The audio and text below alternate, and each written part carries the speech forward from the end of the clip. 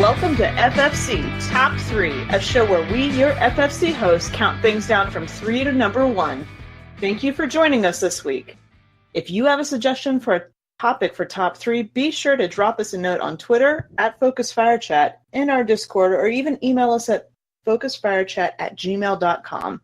This week on Top 3, we are talking about our top 3 video game themes. And music. Yes, video game music themes, not like story themes. I'm just happy that you remembered.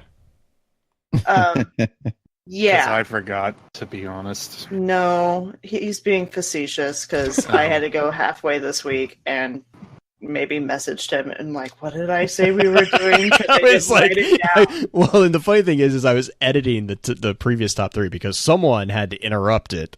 And I had to do all sorts of special things for the... Did you guys enjoy the record scratch? That was good. Yeah. That was good. Yeah, no, I was actually in the middle of editing it when she said that. And I was like, well, let me tell you. I didn't have my notebook with me at the time, and normally I write it down and like a good person, but I totally botched it. Anyway, I'm going to make you go first, Mr. Editor, on... Your number 3. Number 3 is for me for music, like theme, like overall theme of an entire game series, which is that is a reasonably tough request. I will be completely honest. Like my number 1 wasn't, and my number 2 is a kind of a no brainer. But like I could not for the life of me. Number 3 was a really tough one, but I finally decided Assassin's Creed 2. Just because it's mostly, again, kind of going down like the memories that game had. Like it was, I mean, I absolutely adore Assassin's Creed 2, like the entire package of the Ezio story. And I don't mean, like, I couldn't tell you like specifically anything special about the music other than what it makes you like, what it makes me feel. So yeah, that's my number 3, which is a really weird saying that it's like, you know, the bottom of a list. I'm gonna say I can concur with that one fairly easily, only because the way that the ambiance was like put together. Yeah. Oh my gosh. Most of it like was ambient tracks, right? But like the way that they put it together to make you feel the difference between like Forlì or Florence and all of that. It just and the way that so well together. And the way that it's very Bethesda-like, even though it's an Ubisoft game.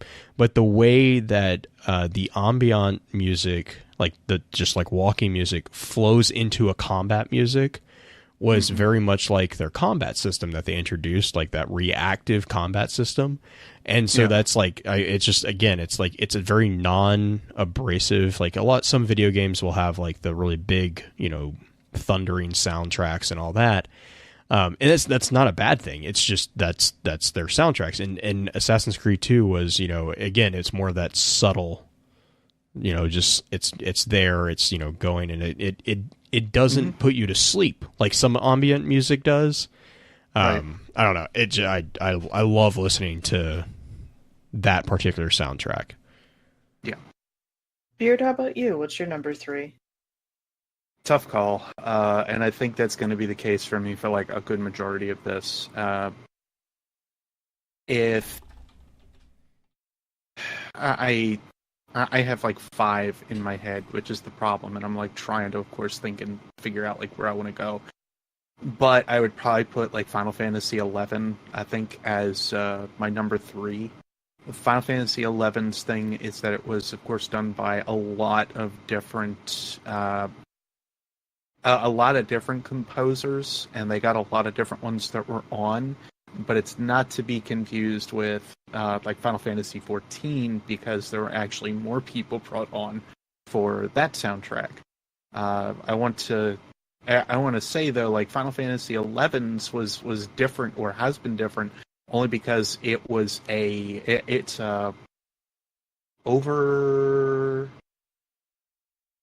a 20-year-old game, I think, at this point, or close to. But it's been around for a while. It was It came out like same time as Final Fantasy X, and then it was completely different since it was an MMO type game. But I don't know, it has, like Final Fantasy does, it balances those aspects of like intense intensity behind it, calmness behind it, so on. It just balances everything very, very well. But if there's, I will push myself to only select one Final Fantasy series, because I could like make this all like my top 3 favorite Final Fantasies. But Final Fantasy 11, I think, is like one of the top ones. Runners up though would have to be Final Fantasy Tactics. Tactics still has some of the best Final Fantasy music ever. And then I concur on that. Oh my god, it's like easily some of the best, like, easy listening with intensity behind it ever. But the overall, like, number 3 that I think I could say, as well as like an actual theme, like an only theme song, would be Prelude for Final Fantasy. Nice. There is no theme within Final Fantasy as a whole that is more synonymous than hearing the scale go up, go down, and then the longer melodic tones that go over it. If you've ever played Final Fantasy VII, that intro scene with the music beforehand that seems really disconnected and jarring from the rest of it, that's Prelude. But Prelude is within a good majority of every Final Fantasy title. So yeah, like Final Fantasy in general, I think kind of just fits it. Like if I were to put an artist onto it, Nobuo Uematsu is like, just, he's a, I tend to want to say a god, because he is a god at this point within music, but he's that good. I love, like, all the Final Fantasy soundtracks are just real good. They really are. Like, you can take one of them and listen to it for at least a day and be totally satisfied with having done so. There are some that are definitely better than others. There are certain tracks that are definitely better than others, but the good majority of Final Fantasy titles and music, you can tell the composers put their heart and soul into it. I'm actually going to throw in another. I'm trying to remember the name of the composer, but I can't think of him right now, because this is actually a classic video game, and it's like with that MIDI sound, the really old sound. But my number 3 is actually Zelda's theme. Oh. And I know that seems like such a cop-out, but if you hear the Zelda theme done in a symphonic way, it reminds me of one of my favorite band pieces from college, which was the Gustav Holst first suite in E-flat for military band. It's one of his most famous pieces, and it's a lot of fun, and it's kind of piratey, but also just a fun, good symphonic type thing, because I am, Koji Kondo. Kondo, yeah. But yeah, the Zelda theme is kind of my number 3, and ironically enough, I never played Zelda, but it's still one of my favorite music themes for a video game. Right. Justin, do you want to round us out as our number 3s? Yeah. I'm going kind of old school for my number 3 too, and it's not like a standalone piece of music I would like listen to a whole bunch today, but I remember it distinctly being the first time that I wanted music to be in my everyday life. Like I wanted theme music to just, when I walked in the room, and that was the Street Fighter 2 music, specifically Guile's music. Oh yes. But yeah, just I still hear that when I go to the store. It's just like it goes with everything. That's the joke. Are you it goes with everything. Combat going to the store? Yeah, I mean, I might bicycle kick you. I mean, don't get in the way. It doesn't need to be about fighting. Like you're taking meat off of the out of the freezer. Oh yeah, you play Guile's theme. Oh, yes. Guile's theme is amazing. Stance. Yeah. And that's the joke, is that it literally goes with everything. Like there's other songs that go with everything. No, Guile's theme goes with everything. It's great. But even the menu music for Street Fighter 2 was amazing for the technology that they had to lean on to make a piece of music, because there's not much happening in that game. It's the same screens. They don't really change. Every now and then elephants raise their trunk. Not a lot happening there. So, like, to have the music be that dynamic and engaging was a new thing for me, because usually up until that point for me, the music was just, I didn't even pay attention to it. Yeah. Unless it was Mortal Kombat, and then you had to pay attention to it. Actually, I'm a Street Fighter man, but yeah. We're not gonna fight because I'm crap at fighting games. Blue, what's your number 2? Halo series. Really? That's your number 2? Oh, yeah. I bet I know what your number 1 is. Yeah, then. It's not going to be a surprise to anybody. But yeah, no, Halo, the entire score of Halo, really. You might have figured out, I'm really bad at saying, like, oh, this song. Like, I don't listen to music. I'm kind of like a gestalt listener to things.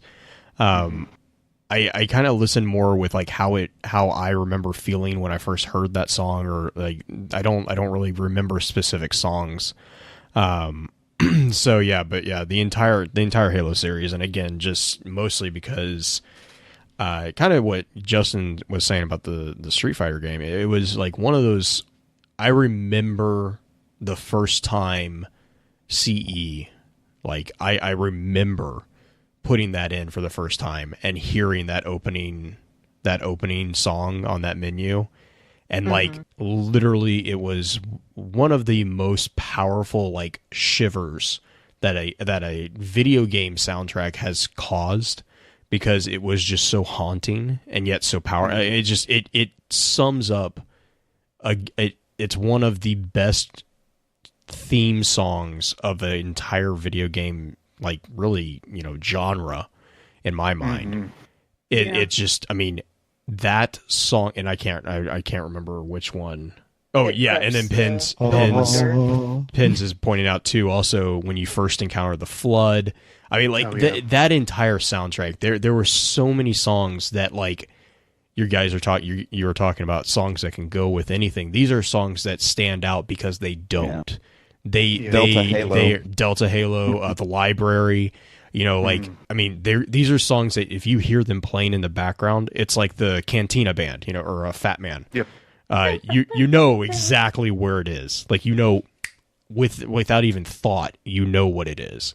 But yeah, that's my number 2, is pretty much the entire soundtrack of Halo. I've been very impressed with every new iteration that they put it out. Well, and to jump on that point real fast, like, of course, I think Marty was very influenced by, of course, the previous Halo for Destiny, and of course we also had Mass Effect, which also, especially the first one, really like fit its bill too. Like, Halo spawned a huge genre. Yeah, I Halo think not only with shooters with redefining, but like including music and thematics and so on. Like, it is so almost necessary to the evolution of gaming the way that it was. So, yeah, I was gonna say, so important. Like, I don't want to like undermine that. It's so important. But yeah, I mean, I was gonna say, Halo is ascribed to having a lot of impact on the current state of first-person shooters. Whether or not you like Halo as a title, you have to acknowledge that it changed the playing field. But the cool thing is, exactly, it didn't just change the game mechanics. It changed cinematics. I mean, yeah.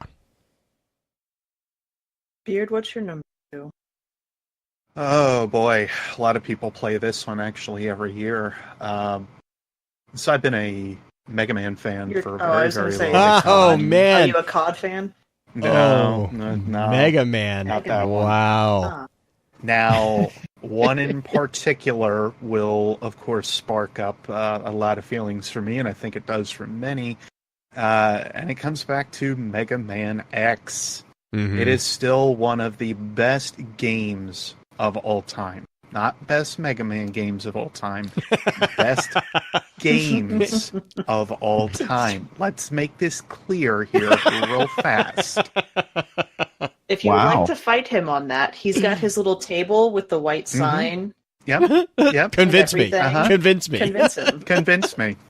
There is no way that you will convince me of this, and without getting too far into the discussion, it is one of the first games that really like makes you think about like how it is that you have to like combat the game mechanics, and it presents you with the information ahead of time. It's friggin' genius. There is no other way to go about it. Everything that they did with Mega Man X was friggin' genius. And even then, adding in the dark story and everything, having the music that they did with that game amplified it. Every stinking second, it was amplified. And then ending up getting the PSP version and hearing the redone soundtrack that they had done for it, holy moly.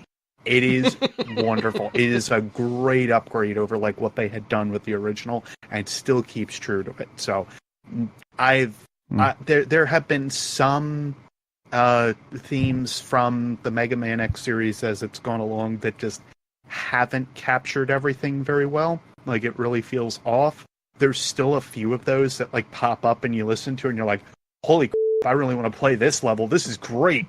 But Mega Man X, X2, X3, I would even say, all three of those had soundtracks that really just fell in line, and they were perfect theming for the guy that you were fighting, for the area you were in, or just setting up a little bit more of the overtone of like what's actually happening in the story. So definitely Mega Man X. Right. It's just like it's all these memories. Like talking about these different games bring up so many different memories. Well, they just came out with the Mega Man X collection too, so not a plug, by the way. But like seriously, if you're a Mega Man X fan, like there you go, you can go and pick them up again finally. But it's just, it is wonderful to actually have them back in my life. It's amazing how game music has evolved over our generation, even. Just you had like the tiny MIDI type sound where it's just literally like one line or maybe two lines. It's like Super Mario themed music where it's very simple, and then we have these symphonic things that are just gut wrenching and able to have such good sound design now in games. It's amazing to see how it has evolved. And honestly, my top two are going to be again more symphonic because of the way that the music interacts with you, or just the sound and design in general. Ironically enough, my number two is going to be kind of a shocker to some people who have kind of kept up with me on Twitter. My number two is actually going to be just Destiny. Destiny 1 and Destiny 2.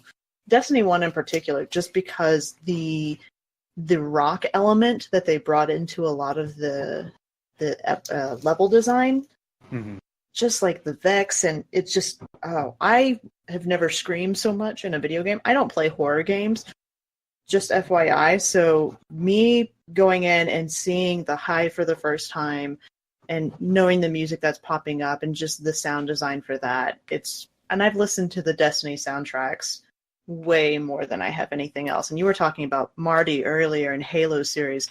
You can feel a lot of the influences he had, not only in just the actual themes, but in the way that the composers in Destiny have developed that and pushed it forward another level. Especially like Music of the Spheres too. Like that especially was built from the Halo feel a little bit more, which really does carry more towards like the original Destiny more than anything. I felt like they finally started to give Destiny more of its own voice, if you will. I think when Rise of Iron came around, that's where it really felt like it got its own themes and its own music composition that really set itself away from Halo in a lot of rights. Well, at this point, the other thing that they've developed is they've taken that main theme for Destiny and they give it a new flavor with each DLC. Yeah. And I really appreciate that because it's fun to hear how the composers are going to change it. Like the Osiris theme comes to mind. Curse of Osiris was the same Destiny theme, just in a very, very Egyptian style feel. It was fun. Well, and they also took like synthwave and a lot of like low key, I guess you could say like synth vibes or otherwise, and they kind of like culminated them out into something else as well for the theme or for the music in general. But especially with like combining a lot of those elements with like Curse of Osiris and Warmind especially, Like all of these things just really started to show that Destiny has its own and different voice, which I absolutely love that they've given Destiny versus its versus Halo being its predecessor. You know, that's the biggest thing. I just love seeing it evolve the way that it has. Oh yeah. Justin, what about your number 2? So, I do not appreciate going last in this particular one. This is not very fun. This is my nightmare. It's hard. I'm sorry. What he said. What he said. So, yeah, I'm gonna have to go with Destiny 1 as my number 2. It's the obvious choice, just because, like Green said, in terms of me like actually listening to video game music outside of the game, it's the one I've listened to the most. But I just think the way that I think they kicked it up to another level with kind of imparting the feel of a whole expansion in just a couple of notes in the opening thing. Right. So dog gets it. Yeah. So car outside apparently. No, but the high points of D1's, soundtrack for me were like the Gate Lord theme it's oh my god, that's one of my favorite. And also one of my favorite little pieces that's just so sad sounding is the opening theme of The Taken King.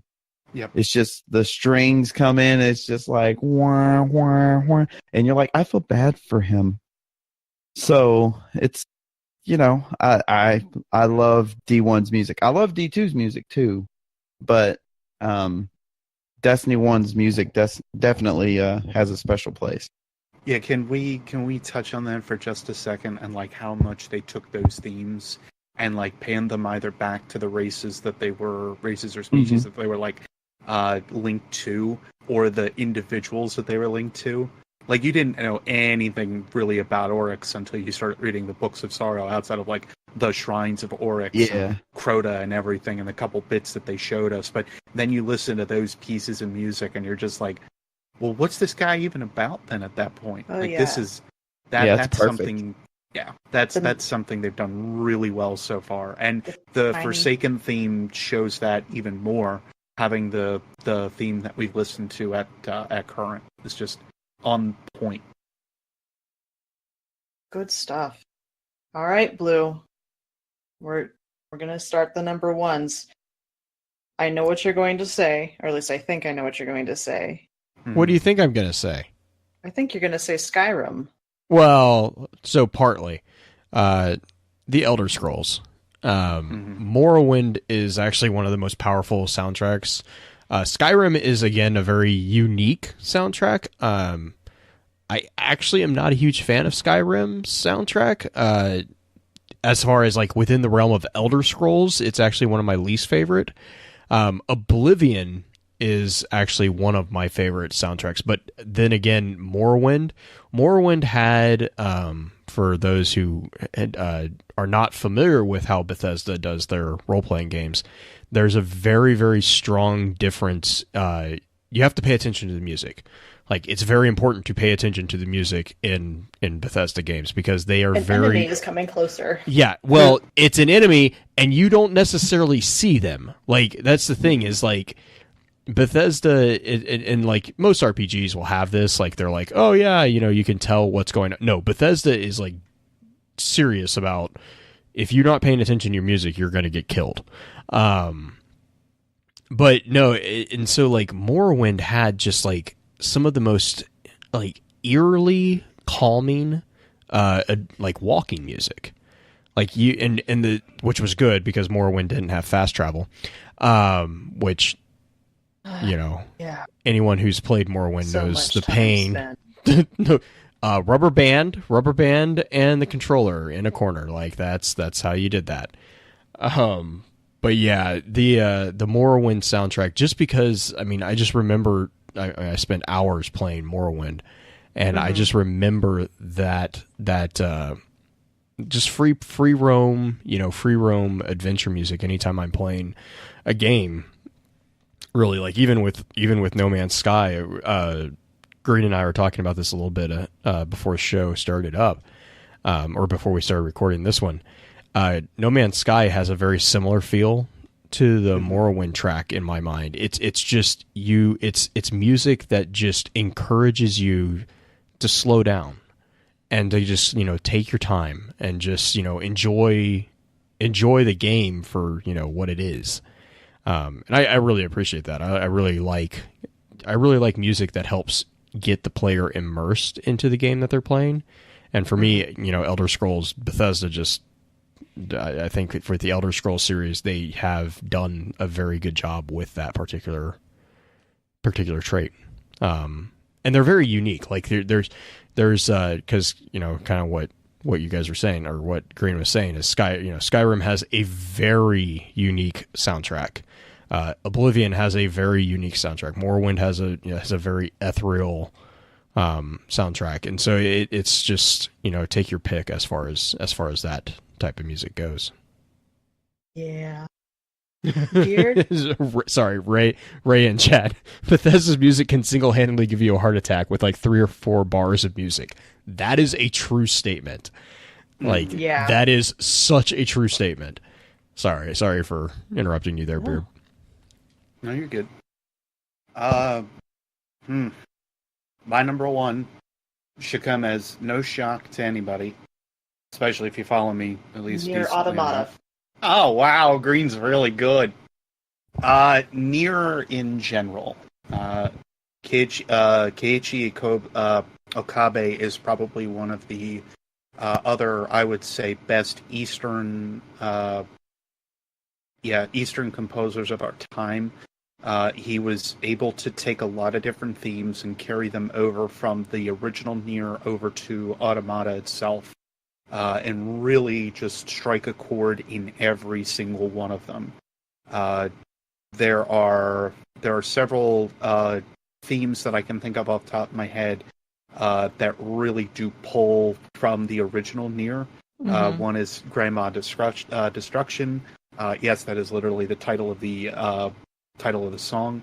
Another then is Emil, which has actually changed forms 3 different ways. There is Despair. I can't remember the second one that happened in the original Nier, and then there is also I can't even remember the one from Automata. But there's 3 different ways that song has developed and changed, which is very influential actually to the development even of that character. So going back to what I said with the way that Destiny kind of harkens back to its species, races, etc., or the people that they tie the songs back to, Keiichi Okabe does the same exact thing with Nier, and it's beautiful to listen to. Another very, very strong theme. Now, Emil's theme is probably one of the strongest themes that people will fall back on and listen to from it. But another thing that Keiichi did was take songs from the original Nier and continue them in Automata. So one of them that's is an interesting called, idea. Yeah, it was super cool when you sit and listen to it. Because with the original Nier, there was this one enemy in a mountain, and in this mountain is a bunch of machines. And you have no idea that these machines are going to be utilized in Automata later down the line, but they kind of are like they've built themselves up, and they have this facility and so on. The one theme, though, is called Wretched Automata. That's actually in Nier, not in Automata. And that is a distinction to make, which falls back on like how far Yoko Taro may have been like thinking about the Automata series or the game to then build up to the way that he did. So, Destiny's not the only one that cuts its content, right? Now, the largest... I had to make that dig somewhere. I really did. But is it cut content? Is it? Or is it just the joke, really, Blue. really good planning on the part of the developer? I'm going to say it's like you can storyboard or something like Yeah. that and post things up on a damn corkboard. Excuse me. Trello? What?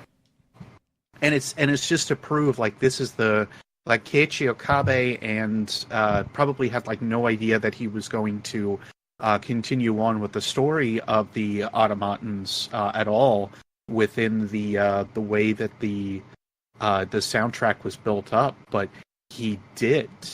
And it legitimately like falls in place from like one song to the next with the way that some of these songs play out. So it's awesome to listen to. There's been a couple guys that have actually compiled. I was about to say, has anyone put them songs together? Like that would be really Yes. cool. Yeah, there's been a couple guys that have like compiled some of the songs that link together over, but it's really really neat to hear. Because almost all of the themes kind of like pull themselves together, and some of them even, especially with this Wretched Automata one, will actually, if you play them almost like over top of each other, they actually still work perfectly. Wow. Like they actually like fit right in with each other. So you can tell as a composer, he was building this soundtrack up to mesh well with the previous soundtrack as well. So not only is it a mathematical, an astounding mathematical achievement to kind of pull this apart from like one game to the next with the way that the songs actually like flow together, but it's also just amazing for him to be at least like dedicated to his work enough that he wants to keep it within the same realm of work that he's done. But I cannot gush enough on the Nier soundtrack. It is probably one of the most empowering soundtracks that you'll ever listen to. And this actually falls back on either one of them. Listen to either one, and you're going to find at least like 10 to 20 tracks out of each of them that will make you go, oh yeah, this is good. And it's great for driving. It's great for just thinking. It's great for just falling back and doing something with like relaxing. There is a gaggle of different emotions that you can get from the Nier soundtrack. But yeah, if you also have not played Nier Automata, it will keep you busy for at least 80 hours. That's at least one thing. Secondarily, it is probably one of the best stories told in gaming ever. So not only is it like one of my highest recommended games, but it is definitely deserving of the title that it got last year as like top soundtrack. Oh yeah, definitely worth a listen if you are interested at all. Nice. Blue, you're going to be proud of me. My number one is also a Jeremy Soule song. Oh. I actually have more memories and more time put in this game than I do in Destiny, and that's saying something because it was my first video game addiction. And it was Oblivion. I love that game. Did you repair your armor though? But did you repair your armor?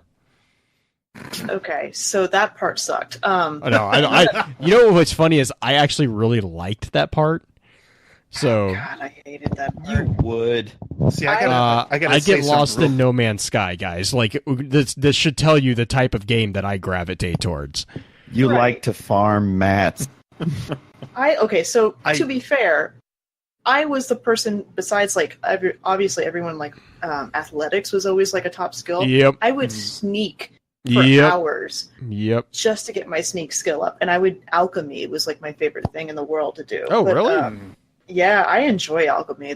It's always fun like putting the things together. Mine was Minecraft. sneak, and then ranged fighting, and then speechcraft. Nice. And lockpicking. Lockpicking always got maxed, obviously. You were talking about the soundtrack for Morrowind specifically. I actually really found that one creepy, personally. Right! No, that's why it was so good! But like the Oblivion soundtrack, even to this day, if I hear the walking music from Oblivion, which is called Harvest Dawn, by the way, it pops up in Critical Role. Matt Mercer uses it all the time when they're just doing like very, very like general walking stuff. That's one of his tracks he uses, and I always pick up on it, and it just throws me back into high school, college, and just me locking myself in my apartment and turning into kind of a not so Me. Yeah, well, I didn't grow a beard, but Okay. Fair enough. That's a fair point. When you said Jeremy Soule, I thought you were actually going to gravitate to Guild Wars. That's also a good one. He also did the soundtrack for that between Guild Wars 1 and 2. Those right up there is like within my top 10. I know. Yeah, Guild Wars has some good songs. He's a fairly underrated composer in the gaming world, I think. I think he falls in there with like the Harry Gregson Williams in a way, but Harry Gregson, of course, also does a lot with like different movies to begin with as well. Like he's not just within games, but Harry Gregson and a couple others really picked up more on like popularity. I think because like with like Klaus Bartlett too, being with Pirates of the Caribbean, like all of these guys end up falling into this same realm. I think of like easily noticeable styles. But Jeremy's is big within the gaming world only. And I think that's the thing that kind of differentiates the three of them, at least fairly decently. Jeremy's ability to write the tavern songs is probably my favorite. Okay, Absolutely. I will have to give Skyrim that. Their tavern songs are freaking hilarious. I liked Oblivion's better almost. Skyrim's are good too. Skyrim's, yeah. I guess it's mostly because I just remember Skyrim's because it's a little bit fresher. I'm gonna have to go back and listen to a couple of the Oblivion ones. They have anything from like funny to really blue as far as like raunchy-ish, and then there's storytelling ones, and it's just fun. Fun. This is also me saying that I love the Assassin's Creed 4 and Rogue soundtracks because they got the sea shanties in them. So, absolutely. That's about the only part of Assassin's Creed 4 that I enjoyed. Yeah, I'm gonna say between that and Rogue, both. I think I was like, you can keep the piloting was like, nope, ship piloting. Like, go away, away. It wasn't as bad as it could have been, which is that's not fair. giving it That's a high fair. praise at all. What really bothers me, though, is that Ubisoft has taken that ship piloting engine and made it into a full game with, what is it, Boned or Cross and Bone or something like that. I don't know. Oh, really? I have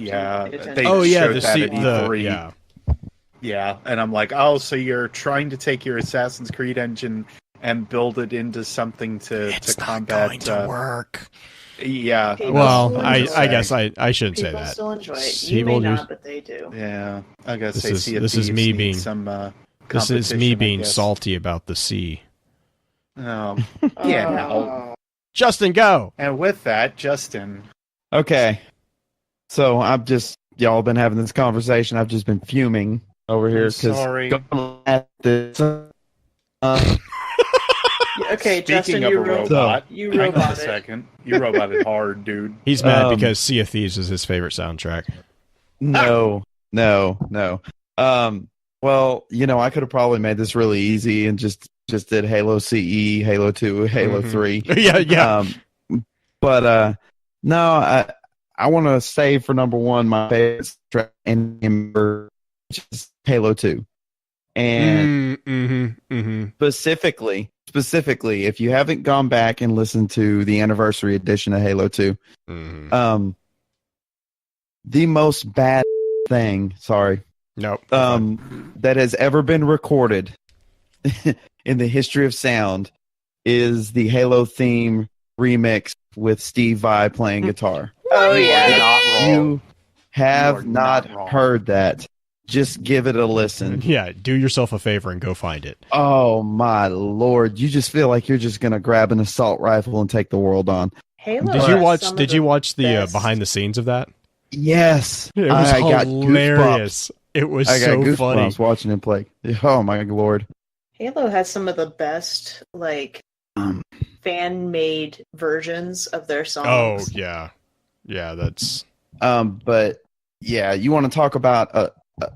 booting a game up and hearing the first couple of notes and getting excited when you would turn your Xbox on to play Halo 2 and the little stuff would start kind of bubbling on screen and it would go wow, yeah, you're gone.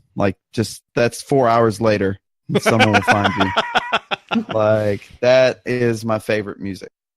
That's my jam. Yeah. I was going to say, is it also because of Breaking Benjamin being in there? Oh my God! That's also their fair. Their cover of it was good. Like It was really good. I'm not like a huge fan of Breaking Benjamin, but yeah, that was a very well done cover. The one thing I still have to give credit to Breaking Benjamin for is even in interviews, it at least still feels like they are very much a part, just in it for the music. Yeah. And I can't say that about many other bands that have like grown to their size. So that's something to give them, especially going from Halo 2 went on. Yeah. Kamal says, "Don't listen to that while you're driving." Yes, you're correct. Totally. Oh, that's do like not do that's that. like putting freaking "Don't Stop Me Now" on. Like, let's be honest here. You don't put Queen on and drive in the car. You're gonna go a little faster than you thought. It's times like this I just wish I had 4-wheel steering. Oh man. Okay, so next week I think we're going to kind of keep on, not the music theme, but something semi-simple like this. And do, how about top 3 animated movies? Oh my God, that's movie themes? Not movie themes, animated movies. Just animated movies. Yeah, okay. so just movies. Titles. Yes, just the movies. Spoilers, there might be a lot of Studio Ghibli. Yeah, no, you're not allowed to take those. Okay, can I get some clarification? Like, where would a Who Framed Roger Rabbit fit into this category? That would totally fit. It would fit. It would fit. I would say like live action with animated characters would still fit into this. Okay, if half of it is animated, it'll fit just fine. Yeah. Which half?